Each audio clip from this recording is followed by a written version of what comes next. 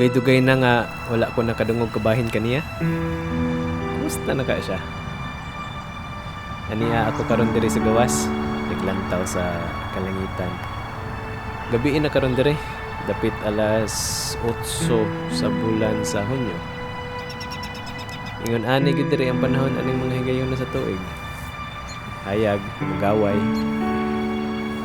Usahay magdibog na lang ko kung tawagon ba nako ning gabi. Dili sa ingon nga di ko ganahan sa kangit-ngit sa kagabihon.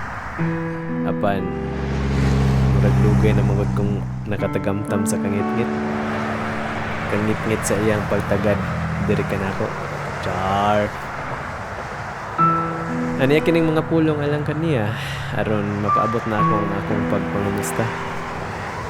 Maayong kahimtang ang kanunay kong gipanghinaot alang kaniya o alang ka natong tanan. Okay, hangtod sa sunod di kayon. Kita kits.